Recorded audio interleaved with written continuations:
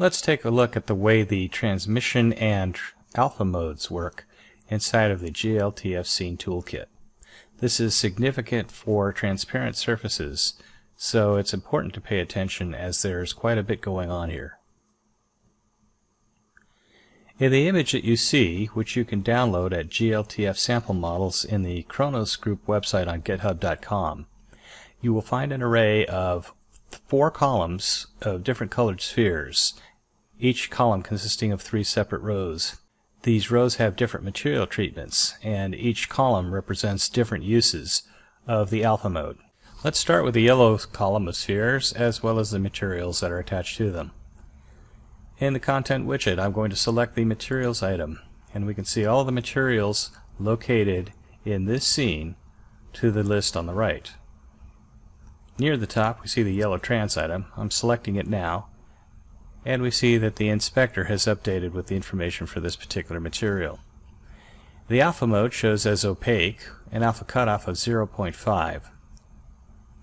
We have the metallic and roughness factors at 0, and we have the transmission factor at 1. If I set the transmission factor to 0, we now have a shiny opaque sphere.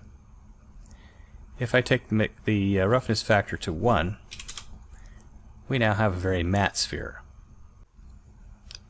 Alright, let's move on from the first yellow trans material to the next one, yellow trans rough. And that is the middle sphere. We'll select it and we'll take a look at what we have. Everything's pretty much the same with the exception of an additional texture in the metallic roughness section. This texture is composed of white and magenta stripes. Let's take a better look by selecting the textures item in the content widget and selecting on the texture itself, and then clicking on the texture. We can see exactly what we're looking at, magenta and white stripes. Okay, let's go back to the material and take a look at the rest of it.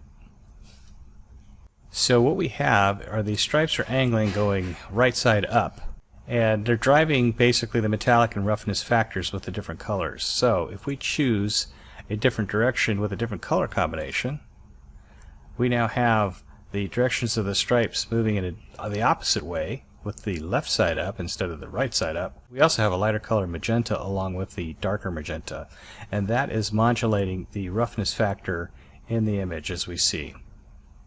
So going with a white texture instead with the white and magenta gives us that clarity. So the colors less than white will cause the roughness factor to change. Scrolling down, everything else, the transmission factor of 1 is the same as the other yellow material. Let's examine the third material, yellow trans metal. Again, this is an opaque material with the yellow base color, but this time we notice that the metallic factor is 1 and the roughness factor is 0. Looking at the texture, we can see we have a different map. If we take a look at the map itself, it's made of yellow and white stripes. So we'll go back to the material, and let's see what happens when we switch that out. If we switch it for the same material, will we get the same result? Not exactly, but close. If the metallic factor were also 0 and the roughness factor were 1, then yes, the spheres are identical top, middle and bottom. But if we reset that 1 and 0, and then we choose that other map, we can see the result here. And now it's time to look at the second column, the green column. We'll take a look at the first material, and this material is called green mask. It's not called green trans, and there's a reason, and that is because the alpha mode is set to mask. As we look at the settings for the material, scroll down a little bit, we can see that we have a striped texture map in the base color along with the green base color itself. And because we are set to mask, we are not seeing any shading at all in the areas where the stripes would be black on the texture. Now if I were to change this to opaque, we see the same result as the yellow sphere to the left. If I were to change this to blend, we see yet another result, as we're not seeing the backside at all. However, if I go back to mask, then we see the backside. Going back to blend for a second, Let's disable double-sided. Go back to mask, the same result. So what we can see here is if I enable the double side with mask on, then we see the back side of the sphere as well as the front side of the sphere when we're looking through areas of basically no polygons. And scrolling down just for completeness, we can see that the transmission factor is set to 1. Okay. Let's jump to the next one, which is green mask rough. Alright. So here again we are set to mask, double-sided. If we go single-sided, we lose the back side.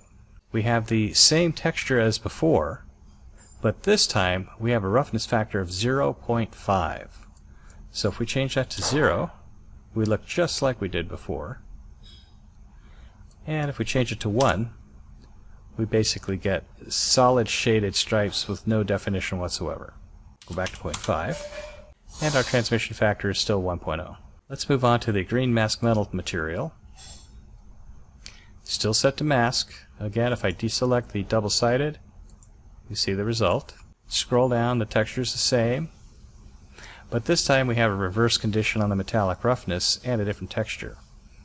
So we have a metallic factor of 1, which gives us the shininess, and a roughness factor of 0. If we change that to 1, you can see that result, back to 0. And we have some interesting little interference pattern occurring here, and that's because the texture map for the color is going in a different direction than the texture map for the transparency, or for the mask rather. Let's go back to the material. Okay, let's go back to the texture. If we change this to the other yellow, we can see that the interference pattern is gone because those stripes are oriented in the same direction. Okay, moving on to the red column, we have the first up is the red trans texture. We can see that this alpha mode is opaque, and if I disable the double-sided flag, nothing happens. We have our metallic and roughness factors of 0, and we have some right facing down stripes on the transmission factor being 1.0. Now let's move to the second red material, red trans texture rough. Again, it's set to opaque, and this time we have the magenta over white texture going right side up with a metallic factor of 0 and a roughness factor of 1. So let's set the roughness factor to 0, and everything disappears on the backside.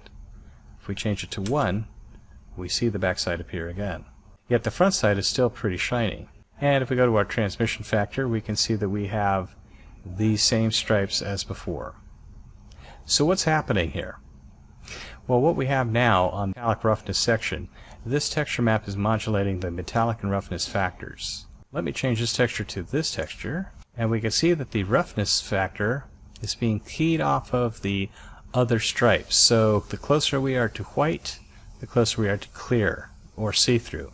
However, when we introduce more color, we start bringing in more roughness. And you'll note that the difference between these two maps here, or these two stripes rather, is far less great than magenta against white, and that explains the difference in roughness. Alright, let's restore that. Now let's take a look at the final red material, red trans texture metal. As before, we are an opaque alpha mode. Double-sided is enabled, and again that flag means nothing when you're using opaque as the alpha mode. We have a metallic factor of 1 and a roughness factor of 0, which is the opposite of the previous sphere. We also have a different texture map in that same metallic roughness channel. On the red trans rough material, the right side is going up, and we have magenta and white stripes. However, on the red trans texture metal material, we have yellow and white stripes with the stripe orientation right side down, I believe. We're seeing differences in density and shininess. And moving on to our final column, the one on the right, and the final color, which is blue, we'll start with the blue trans with mask. Alpha mode is set to mask, as you might expect. And this time, instead of stripes inside of the base color texture, we have a checkerboard pattern. So the checkerboard pattern is clipping away the parts of the polygons we don't want to see. Scrolling down, we see that the metallic factor and the roughness factors are both set to 0. Transmission is a 1, of course, and we have the right side down black and white stripes on the transmission factor, and that's giving us this nice transparent stripe cutting through. So here we have a mixture of transparent stripe and clipping. Moving on to the next blue, trans with mask, we have again the same mask material, the same clipping mask here on the base color texture, but we have magenta and white stripes inside of the metallic roughness, as well as there is now a roughness factor of 1. And let's move on to our final sphere and our final material, the lowest sphere on the right and the blue trans material, blue trans with mask. As before, this is also set to mask. Double-sided will disable the visibility on the backside faces, so we'll re-enable that. We still have the texture map on the base color, clipping away any polygons we don't want to see. And this time we have metallic factor of 1 and a roughness factor of 0, which gives us basically the nice shiny Christmas ornament sort of look. And any other difference here is, much like the sphere next to it on the left hand side, we're using the yellow stripe texture crisscrossing the other way to just kind of break up the surface and give it a little visual interest.